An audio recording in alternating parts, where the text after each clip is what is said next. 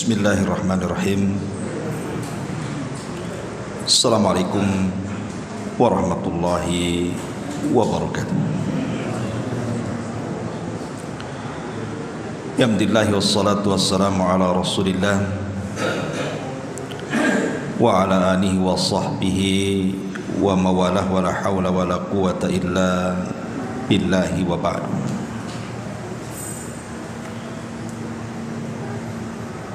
Alhamdulillah, segala puja dan puji hanya milik Allah subhanahu wa ta'ala. Salawat dan juga salam kita hadiahkan kepada Rasul kita Nabi besar Muhammad sallallahu alaihi wa ala alihi wasallam. Ma'asyiral muslimin yang dimuliakan Allah subhanahu wa ta'ala, biasa kita mengkaji tafsir. Malam ini tema yang akan kita sampaikan masih tematik, dan kita akan membahas tentang 10 amalan yang bermanfaat untuk orang yang sudah meninggal. Ma'asyiral muslimin wal muslimat rahimani wa rahimakumullah. Kita tahu bahwa kita hidup di dunia ini ada batas ajalnya. Likulli ummatin ajal. Setiap umat itu ada batas waktunya, kata Allah. Fa idza jaa ajaluhum la yastakhiruna sa'atan wa la yastaqdimun. Kalau sudah sampai ajalnya, kematian itu tidak mungkin bisa dimajukan, tidak mungkin pula bisa dimundurkan. Artinya pas waktunya. Tetapi yang namanya kematian itu sebuah rahasia yang Allah rahasiakan. Tidak ada satupun manusia yang tahu kapan kematiannya kecuali para nabi. Karena para nabi itu diberikan pilihan oleh Allah subhanahu wa ta'ala untuk hidup terus ataukah mereka diwafatkan. Tapi selain para nabi, tidak ada manusia yang dihabarkan kematiannya, dan tidak ada tanda-tanda yang jelas soal orang itu kapan matinya. Kalau ada orang mengatakan bahwa orang yang sakit parah itu dekat dengan kematian, tidak juga. Banyak orang yang sudah puluhan tahun terbaring stroke, kemudian tiba-tiba yang mati bukan yang stroke, yang jaganya yang mati itu kecapean. Yang stroke-nya udah karuan capek gitu. Yang jaganya pula mati duluan. Mungkin yang stroke-nya masih muda, yang jaganya udah nenek-nenek. Apalagi kalau kita melihat sensus hari ini, kematian di zaman sekarang jadi tidak mengenal usia. Kematian di zaman sekarang ini tidak mengenal usia. Kalau dulu, zaman dulu umumnya ya, walaupun tua itu bukan tanda mati, tapi umumnya orang tua itu sudah dekat dengan kematian. Karena umat Muhammad sallallahu alaihi wasallam ini terbatasi usianya. Dekat-dekat usia nabinya. Antara 60 sampai 70 tahun saja. Kalaupun lewat ya sedikit. Tetapi bukan berarti kemudian yang muda-muda pun tidak cepat mati. Buktinya sekarang yang muda lebih banyak mati kan. Karena yang trek-trekan di jalan itu tidak ada kakek-kakek. Kalau ada kakek-kakek trek-trekan itu viral biasanya. Langsung tuh dipanggil ke stasiun televisi. Mungkin dia kepala gengnya. Tapi lihat yang mati itu rata-rata anak-anak kecil kan, anak tanggung. Imma ditabrak atau nabrak. Dari sini kita tahu bahwa tidak ada yang tahu kematian kita itu. Artinya kematian itu rahasia. Kenapa Allah rahasiakan? Maka hikmah dirahasiakan kematian itu supaya kita persiapan. Tetapi banyak orang-orang yang tidak persiapan, sehingga mereka menyesal saat kematiannya, dan mereka pun mengatakan dalam kuburnya, ya laitani, ataupun laula akhartani ila ajalin qarib la asaddaqa wa aku minas salihin. Duhai kiranya aku bisa dikembalikan sesaat saja ke bumi, pasti aku akan bersedekah dan aku akan bergabung dengan orang-orang saleh. Tapi apa gunanya? Tidak ada gunanya. Karena orang yang sudah mati itu terputus amalannya. Dia tidak bisa sholat dalam kubur, dia tidak bisa sedekah dalam kubur, dia tidak bisa baca Quran dalam kubur. Tidak ada amalan dalam kubur itu, yang ada pertanggungjawaban. Sehingga orang-orang yang masih hiduplah yang bisa menolong mereka. Dengan cara apa? Menghantarkan pahala-pahala amalan untuk orang-orang yang sudah meninggal. Kemarin ada yang telepon saya, anak muda dari Aceh, itu dari mana? Dia telepon saya. Pas nelpon kok nangis dia, nangis gitu ya. Saya bilang, ada apa kok nangis? Dia bilang ibunya meninggal. Kemudian dia bercerita dulunya dia itu anak yang durhaka kononnya, tidak pernah berbakti dengan orang tuanya, sudah tidak pernah sholat, terkena pergaulan bebas, durhaka pula sama orang tuanya. Jadi setelah orang tuanya meninggal dalam beberapa bulan begitu, Allah Subhanahu wa taala berikan hidayah, dia hijrah. Mulai dia sholat, ngaji, tahu pula bagaimana hukum birrul walidain. Disitulah dia terasa.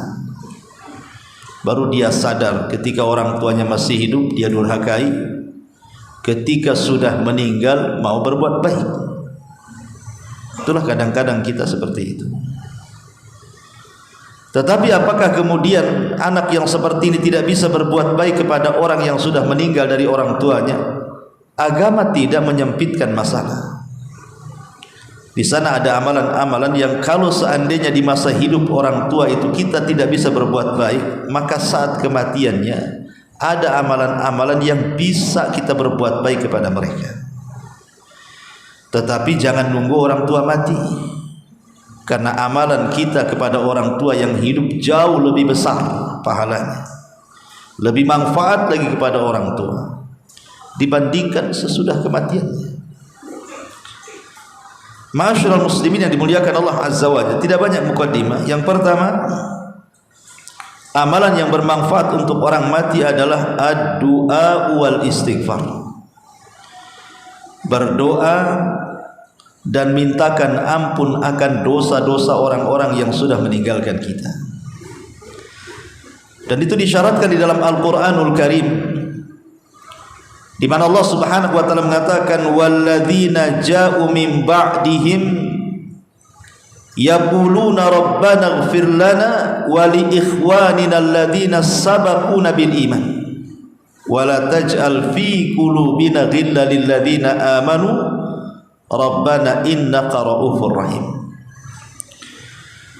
Dan orang-orang yang datang setelah mereka berkata, ya Rabb, kami ampunilah dosa-dosa kami dan dosa saudara-saudara kami yang telah mendahului kami dari keimanan. Kalimat ini menunjukkan apa? Ada anjuran kita mendoakan saudara-saudara kita yang sudah dahulu meninggalkan kita. Makanya kalau antum ziarah kubur, antum ziarah kubur nggak yakin antum. Antum kalau ke kuburan itu kalau ada orang mati aja. Kalau sengaja ziarah kubur itu nggak yakin buka-buka antum. Nabi SAW itu ziarah kubur malam-malam, ikhwan. Ya, Aisyah radhiyallahu anha pernah bercerita ketika di malam hari Rasul hilang di samping samping dia, dicari-cari rupanya ada di Bakia, sedang mendoakan orang-orang Bakia. Antum kayak Nabi, malam-malam ketemian, jangan bawa kawan, sendiri aja. Nanti antum lihat bendera partai di situ warna putih berkibar-kibar. Ma'asyiral muslimin yang dimuliakan Allah Azza wa Jalla. Jadi ziarah kubur itu manfaatnya dua. Ziarah kubur itu manfaatnya dua. Manfaat yang pertama kembali kepada kita yang berziarah. Dan manfaat yang kedua kembali kepada orang yang ada di kubur itu. Ingat, dari ziarah kubur itu dua manfaat. Manfaat kembali kepada kita yang berziarah dan juga manfaat kepada orang yang ada di kubur. Adapun manfaat untuk kita, sebagaimana Nabi SAW mengatakan, kuntu nahaitukum an ziyaratil kubur fazuruha fa innaha tudzakirukumul akhirah. Dulu kata Rasul, kularang kalian ziarah kubur, tapi sekarang ziarahlah kalian. Dengan itu kalian akan diingatkan dengan akhirat. Dari sini kita tahu faedah ziarah kubur apa? Untuk mengingat akhirat, dengan kata lain melembutkan hati.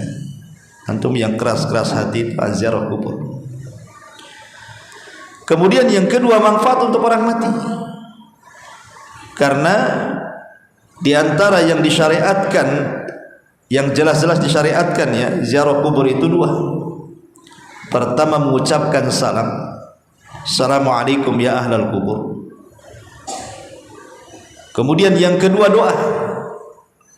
Salam sendiri sebenarnya terkandung doa juga, karena ketika kita mengatakan assalamualaikum ya ahlal kubur, seolah-olah kita katakan semoga Allah menyelamatkan kalian dari hal-hal yang menakutkan untuk kalian, atau hal-hal yang membuat kalian terkena masalah dalam kuburan.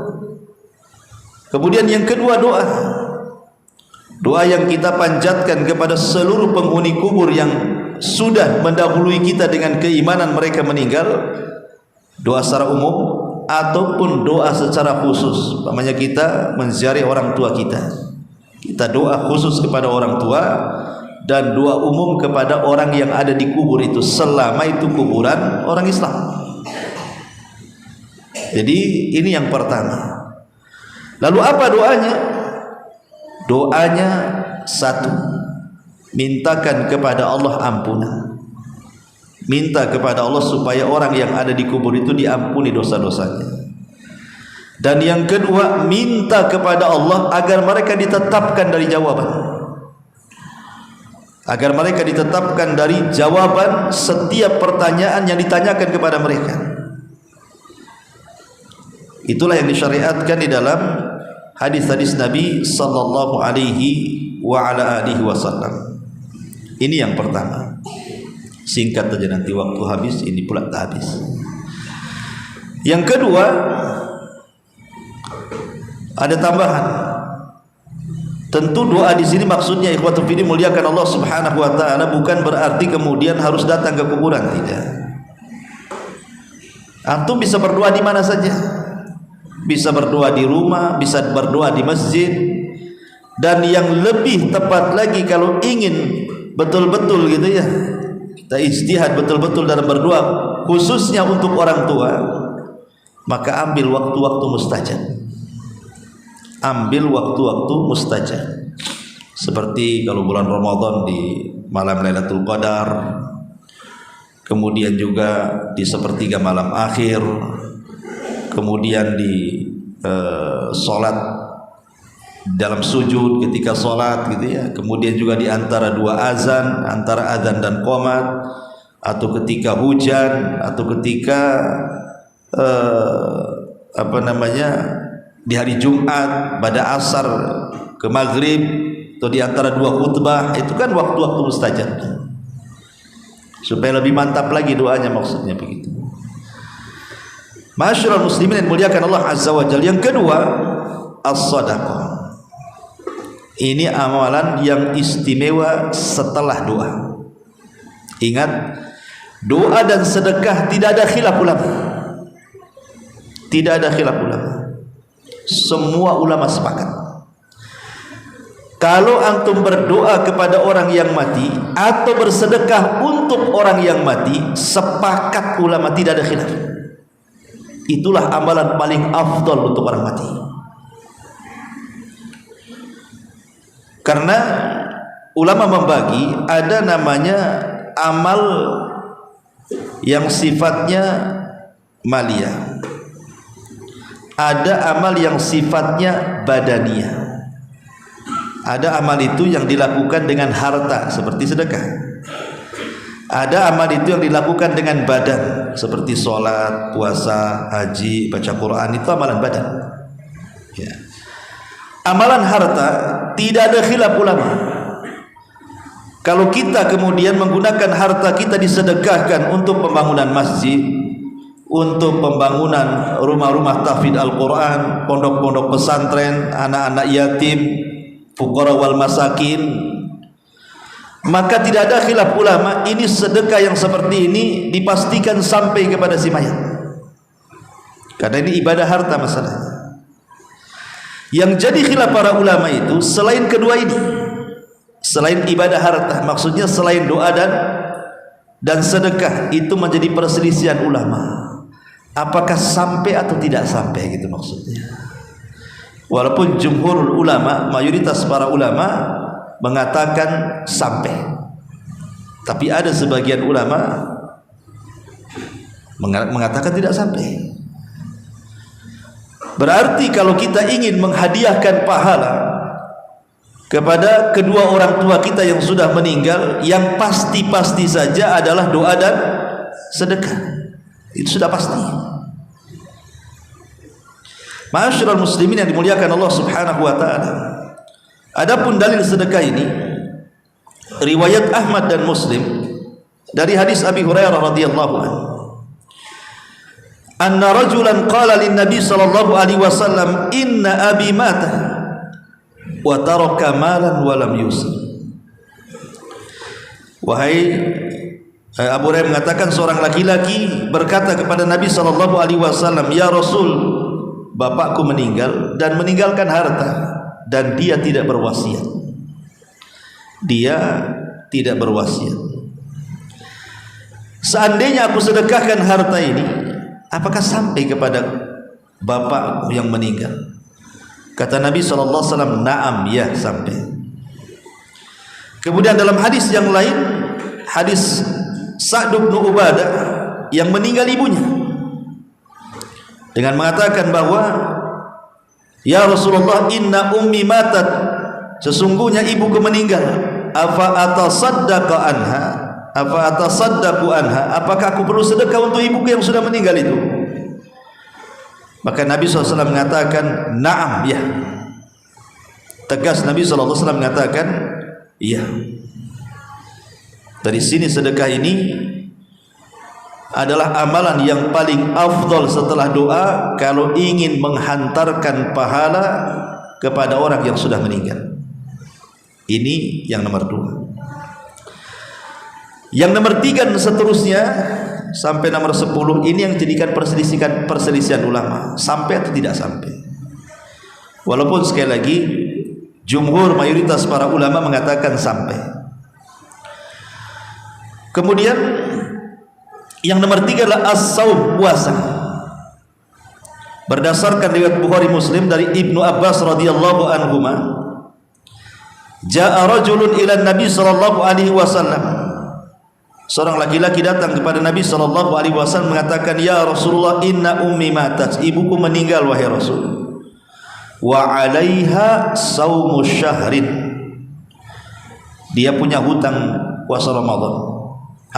Afa aqdihi anha? Apakah saya perlu mengqadha puasanya? Perlu enggak saya qadha puasanya? Maksudnya apakah sampai kalau saya qadha puasa ibuku tuh yang meninggal tuh? Maka kata Nabi SAW, "Lau kana ala ummuka dainun akunta qadhihi anha?" Sekarang saya tanya, kata Rasul, seandainya orang tua punya hutang di dunia ini, apakah akan bayar hutang itu? Dia mengatakan, "Ya." Fadainullah ahaqqu an yuqda. Tentu hutang kepada Allah lebih berhak dibayar. Kalau hutang kepada manusia saja ibumu punya hutang kau bayar, Kalau dia punya hutang kepada Allah puasa Ramadan berarti lebih dibayar lagi, gitu maksudnya. Ma'asyiral muslimin yang dimuliakan Allah Azza wa Jalla. Tetapi ada beberapa keterangan para ulama ketika para ulama membahas tentang hadis Nabi sallallahu alaihi wasallam, di mana Nabi SAW mengatakan, man mata wa alaihi siyam sama'an waliyuh. Barang siapa yang mati dan dia punya hutang puasa, maka wali yang mempuasakannya, ahli waris yang mempuasakannya. Apakah yang dimaksud orang yang mati kemudian berpuasa ini? Maksudnya puasa nazar. Karena ada sebagian ulama mengatakan yang dimaksud puasa nazar, Ramadan tidak masuk. Tetapi ulama yang lain mengatakan tidak, hadis ini umum. Berarti puasa apapun, apakah puasa Ramadan, apakah puasa kafarah, apakah puasa nazar, berarti masuk dalam hadis Nabi sallallahu alaihi wasallam, man mata wa alaihi siyam sama'an waliyuh, kecuali puasa sunnah. Kalau puasa sunnah ya tidak perlu diqadha. Pamannya ibunya tidak pernah Senin Kemis, antum buatkan Senin Kemis. Nah, berapa tahun kan puasa sunnah? Ini kan puasa wajib maksudnya. Bukan bicara puasa sunnah tidak ada ya. Dan itu yang rajih wallahu a'lam. Cuman para ulama mengatakan dilihat kalau seandainya orang tuanya sebelum meninggal itu memang orang tuanya sudah sakit parah dan tidak diharapkan kesembuhannya, atau ketika dia meninggal dia dalam kondisi safar, kemudian sakit parah, kemudian meninggal, ataupun dia sudah tua banget gitu ya, kemudian sakit kemudian meninggal. Maka yang seperti ini kalau seandainya dia tidak puasa Ramadan, bukan diganti dengan puasa, tapi diganti dengan fidyah. Ingat ya, diganti dengan fidyah. Karena di masa dia hidup saja dia tidak sanggup puasa. Di masa hidup dia nggak sanggup puasa. Orang yang kata dokter divonis kamu sakit dan tidak mungkin sembuh, maka orang begini tidak perlu puasa, jelas tidak akan sanggup bayar fidyah. Atau sudah tua renta sekali, dia tidak sanggup, tidak punya kesanggupan untuk berpuasa, kemudian sakit meninggal, maka orang yang sudah tua renta tidak sanggup puasa bayar fidyah. Artinya ketika di dunia dia mengharuskan bayar fidyah dan tidak mengharuskan puasa, maka ketika meninggal juga sama. Berarti walinya cukup bayarkan fidyah saja. Tapi kalau meninggalnya bukan karena dua perkara tadi, memang ketika meninggal dia sanggup puasa, tiba-tiba kemudian sakit, ya kan, meninggal kan gitu ya, maka orang ini walinya harus mempuasakan. Dan kalau punya anak pamannya 30 anak, banyak kali Ustaz, mungkin istrinya 4 kan gitu ya, tinggal dibagi aja satu-satu kan, selesai 30 hari itu, bagi 30 kan, 30 anak, kamu sehari kan, selesai. Itu enaknya kalau banyak anak tuh. Kalau satu anaknya stres itu sebulan lah anaknya dia harus puasa untuk bapaknya kan itu. Ma'asyiral muslimin yang dimuliakan Allah Azza wa Jalla. Taib ini bicara soal puasa. Kemudian yang nomor 4. Yang nomor 4 haji. Al-Imam Al-Bukhari meriwayatkan sebuah hadis dari Ibnu Abbas radhiyallahu anhuma. Anna imra'atan min Juhainata ja'at ila Nabi sallallahu alaihi wasallam faqalat inna ummi nadarat an tahujja falam tahujj hatta matat afa ahujju anha. Ada seorang wanita dari kabilah Juhainah datang kepada Rasul dan mengatakan, Rasul, ibuku dulu nazar haji, belum sampai haji meninggal pula dia. Apakah saya boleh menghajikan ibuku?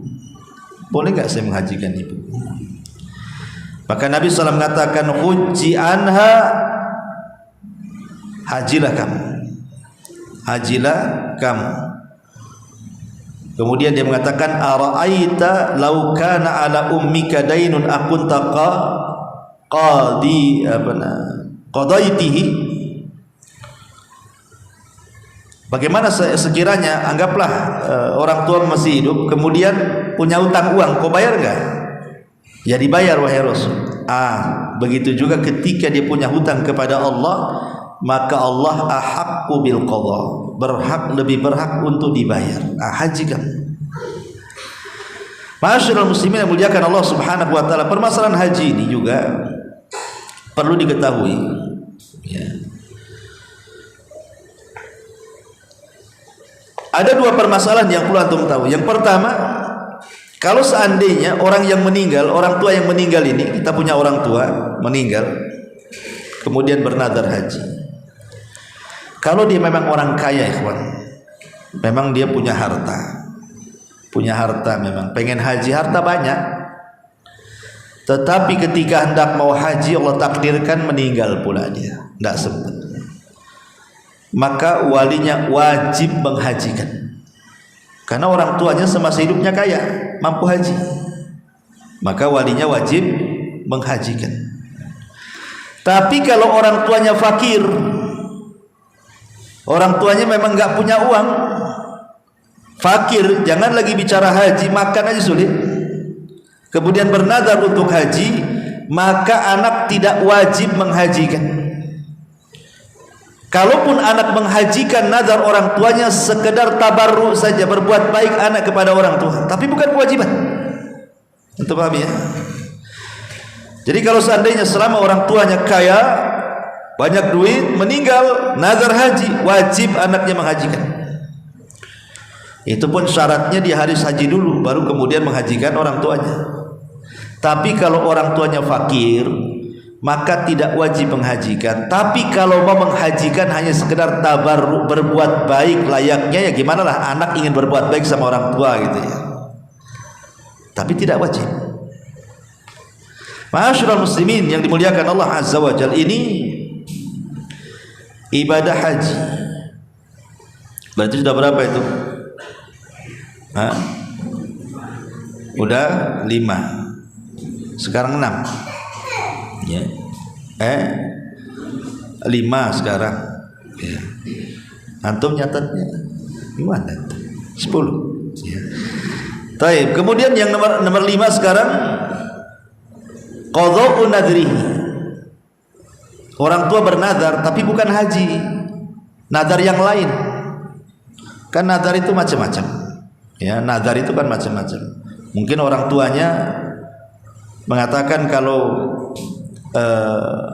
anaknya sembuh, yang si bungsu, maka saya akan bersedekah, pamai begitu kan? Betul-betul anak si bungsunya sembuh dari penyakit, dia pula yang mati. Itu kan nadar juga gitu kan. Nadar macam-macam, entah nadarnya bersedekah atau nadarnya ibadah tertentu ya kan. Maka permasalahan nadar ini juga ada 2 macam. Kalau dia ketika masih hidup nadarnya adalah berkaitan dengan harta, yang dinadari itu adalah harta, seperti tadi ingin bersedekah ke pesantren, ke masjid gitu kan nadarnya ya kan. Maka ulama mengatakan anak harus mengikuti nadar orang tuanya. Anak harus mengikuti nazar orang tuanya. Jadi dilaksanakan nazarnya, tetapi diambil dari harta waris orang tuanya. Ingat ya, diambil dari warasah, diambil dari harta orang tuanya.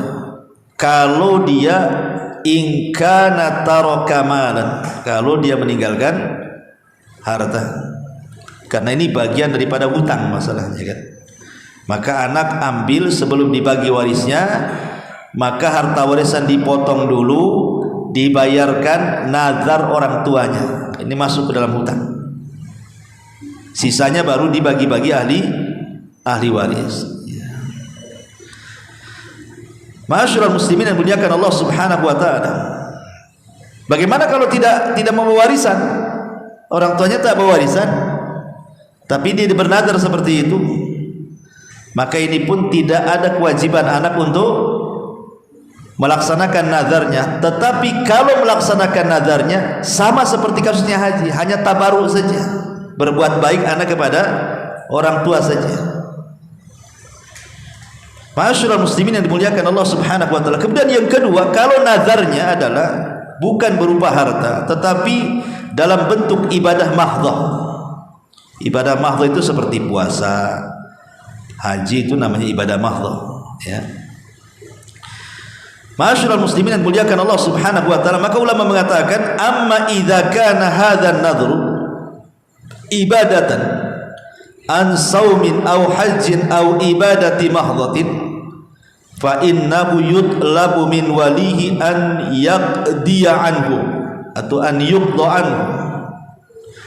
Kalau memang sifatnya ibadahnya bukan ibadah harta tapi ibadah badan, maka ulama mengatakan maka walinya harus melaksanakan nazar orang tua, ya. Makanya Imam Bukhari membuat bab namanya man mata wa alaihi nadhr, barang siapa yang meninggal dan dia punya nazar. Ma'asyiral muslimin yang muliakan Allah Subhanahu wa taala, ya tentu ini kembali ke kemampuan. Pamannya nazar haji, anaknya miskin semua, cuma mau haji, mau naik sepeda, lihat Singapura kayak itu yang viral tuh, ya, sanggup bantu. Jadi itu pun tidak benar juga haji naik sepeda. Itu kan kalau ada apa-apa di jalan, ya kan. Nah, haji itu kan sesuai kemampuan, ya kawan. Fattaqullaha mastata'tum, begitu. Bertakwa semampu kalian. Ya, alhamdulillah selamat, ya kan. Kalau nggak selamat di jalan, gimana kan itu? Apalagi sepeda beda lain dengan mobil. Ya, mobil tuh hujan tak kehujanan, panas kepanasan. Sepeda ini sepedanya kehujanan, kepanasan kan itu, debu macam-macam. Ya kita hargailah orang-orang yang kesana, tapi nggak perlu antum tiru lah. Jangan ke Mekah, antum ke Jabal Uhud aja ngos-ngosannya sepeda. Ketiban dari sini ngos-ngosan, ya. Kemudian yang keenam, kurban. Kurban sering saya jelaskan. Kurban ini juga menjadi khilaf ulama sebenarnya, ya, karena hukum kurban sendiri sunnah muakkadah. Ada yang mengatakan bahwa boleh orang berkurban itu diniatkan untuk orang yang meninggal dan akan sampai pahalanya. Ini mazhab Hanafi dan mazhab Hambali. Kemudian yang kedua, tidak sah korban diniatkan kepada orang mati kecuali kalau berwasiat. Kalau berwasiat ya. Tapi kalau tidak berwasiat, antum beli kambing main gorok kemudian kita hadiahkan orang tuanya kepada orang mati, tidak akan sampai. Kata pendapat yang kedua. Karena dikatakan Imam Nawawi sendiri, mazhab Syafi'i mengatakan dalam kitab Al-Minhaj itu, wala tadhiyata anil ghair bi ghairi idni, dan tidak dianggap kurban untuk orang lain tanpa izinnya. Lah dia kan tidak berwasiat, sementara dia sudah meninggal. Macam mana caranya izin sama orang yang sudah meninggal? Datang ke kuburannya, Bu, izin ya, saya mau korban untuk ibu, kata ibunya. Ya, katanya. Gimana? Gak mungkin juga kan itu. Sehingga sebagian ulama pendapat yang kedua, kecuali kalau memang dia berwasiat. Kalau nggak berwasiat, tak perlu, nggak sampai. Kemudian pendapat yang ketiga, makruh hukumnya. Dan ini mazhab Malikiyah. Mazhab Malikiyah mengatakan makruh. Tetapi Allahu a'lam bahwa berkurban itu kita ambil pendapat Imam bin Utsaimin dan yang lainnya, sampai pahalanya, tapi dengan cara disyarikatkan. Jadi kurban ini niatkan ini untuk kurban saya, kurban keluarga saya, plus orang tua saya yang sudah meninggal. Nah, itulah baru sampai. Maksudnya biar keluar daripada khilaf ulama. Tapi kita tidak mengingkari ada ulama yang membolehkan mengkhususkan kurban untuk orang mati. Ini masalah masalah fikih kan itu. Wallahu a'lam. Kemudian yang nomor 8. Nomor 7. Biar cepat. Kemudian nomor 7, hutang. Hutang uang maksudnya. Ma'asyiral muslimin yang dimuliakan Allah Azza wa Jalla, Abu Hurairah radhiyallahu anhu meriwayatkan sebuah hadis, nafsul mu'min mu'allaqatun bidainihi hatta yuqda anhu. Jiwa seorang mukmin itu tergadaikan dengan hutangnya sampai dilunasi. Masyaallah muslimin yang muliakan Allah azza wajalla, membayarkan hutang bagi ahli waris itu hal yang sangat dianjurkan. Jadi kalau orang tua kita punya hutang semasa hidupnya, maka ahli waris harus membayarnya. Tapi sekali lagi, di sini orang tua ada dua. Ada orang tua semasa hidupnya dia kaya, sehingga ketika dia meninggal, dia meninggalkan harta banyak. Maka sebelum harta itu menjadi harta waris, sisihkan untuk hutang, bayar kepada hutang orang tuanya. Ini yang pertama.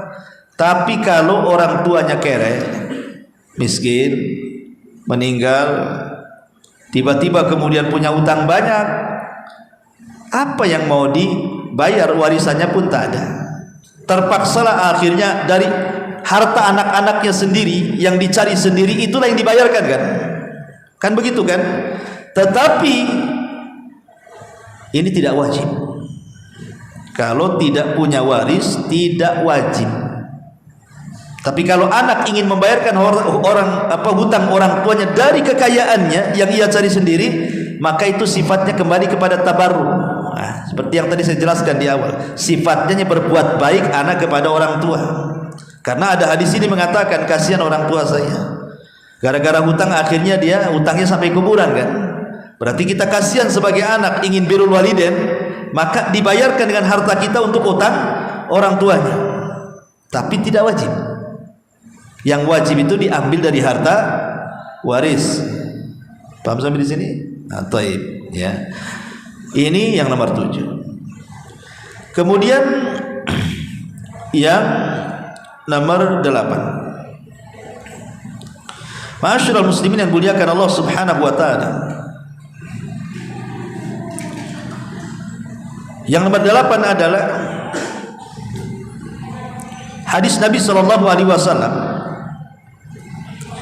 mimma yalhaqul mu'min min amalihi wa hasanatihi ba'da mautihi ilman allamahu wa nasharahu aw waladan salihan tarakahu aw mushafan warathahu aw masjidan banahu aw baitan banahu libni sabil aw nahran ajrahu aw sadaqatan akhrajaha min malihi fi sihhatihi wa hayatihi talhaquhu min ba'di mautihi,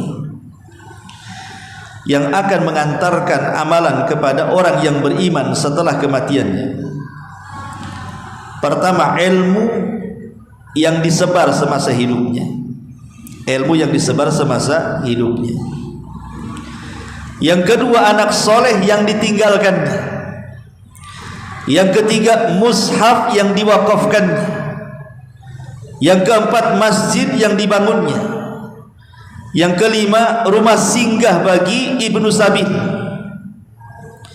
Yang keenam, air yang dialirkan ke masjid, ke pesantren. Yang ketujuh, sedekah yang dikeluarkan dari hartanya di masa sehatnya, maka amalan-amalan ini akan terus mengalir sampai kepada wafatnya. Lihat, enak ya. Makanya seorang mukmin al-kayyisu, orang mukmin cerdas itu adalah orang yang memilih amalan-amalan yang kalau dia mati, amalan-amalan itu ngalir terus. Kalau dia mati itu amalan-amalan itu ngalir terus. Harus cerdas ini. Masyaallah muslimin yang muliakan Allah azza wajalla. Ini yang nomor 8. Nomor 9-nya hadis dari Abu Hurairah yang ma'ruf, kita sering dengar. Idza mata ibnu Adam in qata'a amaluhu illa min salathin, sadaqatin jariyah aw ilmin yuntafa'u bihi aw waladin salihin yad'ulahu. Apabila anak Adam meninggal dunia, tidak terputuslah amalannya kecuali 3 perkara: sedekah yang mengalir, ilmu yang bermanfaat, anak soleh yang mendoakannya. Ya, hadis ini juga mungkin masuk juga pada hadis yang ke-8 kan. Tetapi yang jadi polemik para ulama adalah yang terakhir, yang nomor 10, tentang baca Quran. Sudah Isya. Sedikit saja masalah baca Quran. Ulama berselisih pendapat tentang menghadiahkan bacaan Al-Quran, entah surah Al-Fatihah, entah Al-Baqarah, entah apa, terserah, yang penting Quran kan itu. Ya, antum harus membedakan antara baca Quran di kuburan dengan mengirimkan pahala bacaan Quran untuk orang yang dikubur. Kan beda tuh. Kalau antum baca Quran datang ke kuburan, itu beda. Ya, dengan antum baca di rumah, baca di masjid, menghadiahkan pahala Quran ke orang yang dikubur. Adapun baca Quran di kuburan, wallahu alam, saya tidak pernah mendapatkan dalilnya.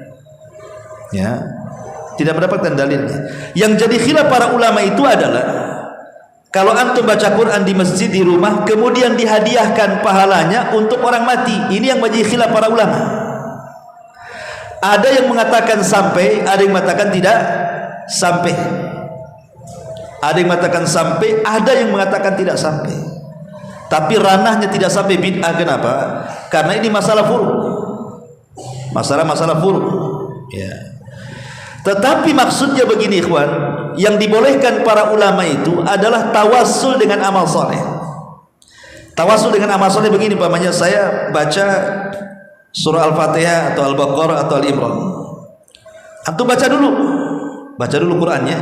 Sudah selesai, kemudian saya katakan, ya Allah, jika dalam membaca tadi aku dapat pahala dari bacaan itu, maka aku kirimlah pahala itu untuk orang tua saya. Berarti yang dikirim itu bukan bacaannya, tapi pahala bacaannya. Itu yang disebut dengan tawasul bi amalin saleh, tawasul dengan amal saleh. Ya, begitu maksudnya. Ya, bukan saya kirimkan surat ini ke yang sudah meninggal, bukan begitu. Tetapi selepas baca Quran kemudian kita katakan seperti itu. Lah ini yang kemudian menjadi khilaf ulama, apakah sampai atau tidak sampai, kan begitu. Ada yang mengatakan sampai, ada yang mengatakan tidak sampai. Tapi kalau tawasul dengan amal soleh seperti itu, maka tidak ada masalah. Karena ahli sunnah wal jamaah ketika membagi masalah tawasul, salah satunya adalah tawasul masyru'. Tawasul yang disyariatkan itulah tawasul menggunakan amal soleh, dan membaca Quran bagian daripada amal soleh. Bisa dipahami kan? Ya, malah mau saya bentangkan panjang, tapi juga sudah azannya. Subhanaka bihamdika asyhadu an la ilaha illa anta astaghfiruka wa atubu ilaik. Allahu ta'ala. Assalamualaikum warahmatullahi wabarakatuh. Intinya bahwa tolong berakhlak kepada Allah. Membahas tafsir dari surah Al-Imran. Lahirlah Imam Muslim, Abi Dawud, Tirmidzi, Ibnu Hibban. Jadi ketika Yunus alaihi salatu wassalam terkena undian itu,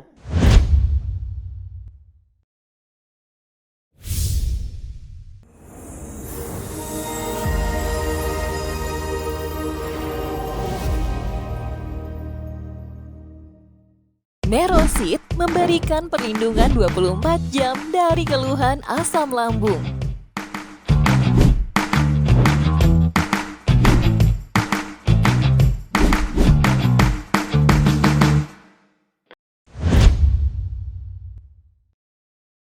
Intinya bahwa tolong berakhlak kepada Allah. Membahas tafsir dari surah Al-Imran.